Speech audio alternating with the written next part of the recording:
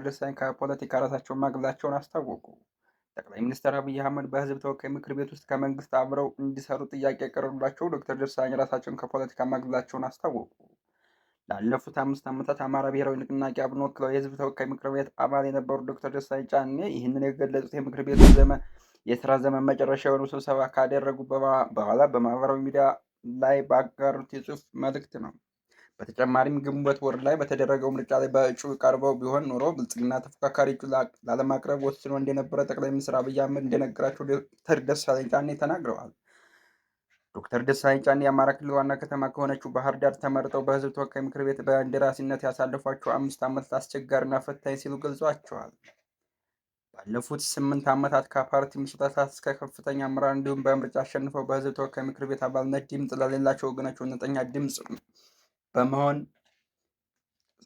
ቆይተዋል። 547 መቀመጫ ካለው የፌዴራል መንግስት ምክር ቤት አባልነት መካከል ሞጋችና ጉልህ ጉዳይ በማንሳት የሚታወቁት ዶክተር ደሳለኝ ጫኔ በሰባተኛው ዙር አጠቃላይ ምርጫ እንደማይሳተፉ ያሳወቁት ከምርጫው ቀደም ብለው ነበረ። ባለፈው ግንቦት ወር በተካሄደው ምርጫ ገዢ ብልጽግና ፓርቲ ተቃዋሚ ፓርቲ በምክር ቤት ተሳትፎ እንዲያገኙ በሚል በተወሰነ ምርጫ ክልል ላይ እጩዎችን ሳያቀርቡ በተቃዋሚዎች ፓርቲዎች መካከል በተደረገ ፉክክር የተወሰነ ምክር ቤት መቀመጫቸው ተቃዋሚዎች አግኝተው ነበረ። በተለይም የተወሰኑ ተቃዋሚዎች ፓርቲ አመራሮች በተሳተፉበት የምርጫ ክልሎች ብልጽግና እጩ ባለማቅረቡ አሸናፊ ነው በቀጣይ ዓመት ስራውን በሚጀምር ምክር ቤት ውስጥ ውክልና ለማግኘት ችለዋል። የስራ ጊዜው ማጠናቀቂያ በሆነው እና ማክሰኞ ሰኔ 30 2018 ዓ.ም በተካሄደው የምክር ቤት ስብሰባ ላይ ጠቅላይ ሚኒስትር አብይ አህመድ ፓርቲያቸው በምክር ቤት ውስጥ ተቃዋሚ ውክልና እንዲኖራቸው ወስነው በምርጫ ላይ መሳተፍን አስመልክቷል። ለዚህም ብልጽግና ለ85 በመቶ የምክር ቤት መቀመጫ መወዳደሩና በ15 በመቶ የምርጫ ክልል ላይ እጩ አለማቅረቡን ገልጿል።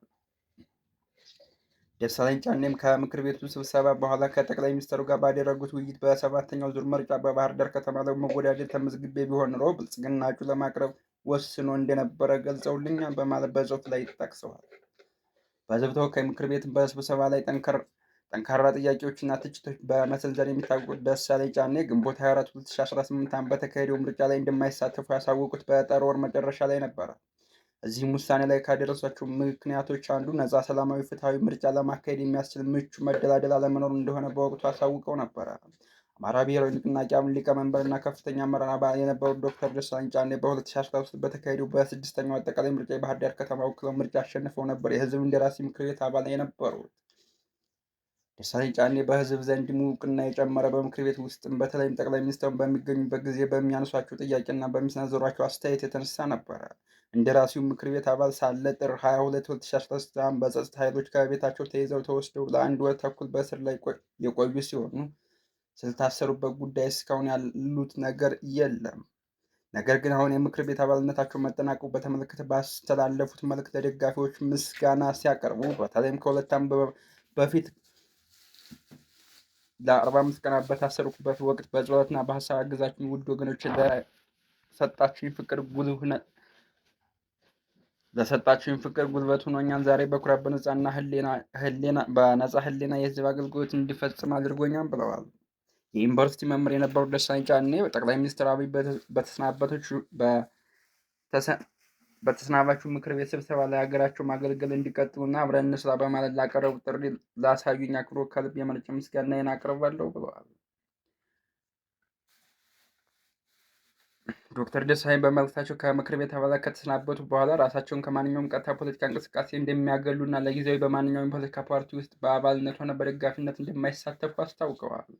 በተጨማሪም በመጪው በሙያ ሀገራቸውን ለማገልገልና ጎን ለጎን ደግሞ ግል ሴክተር በመግባት በሚያስቧቸው የስራ ውጥኖች ላይ ለመሰማራትና ለቤተሰብ በቂ ጊዜ መስጠት እቅድ መሆኑን አስመልክቷል።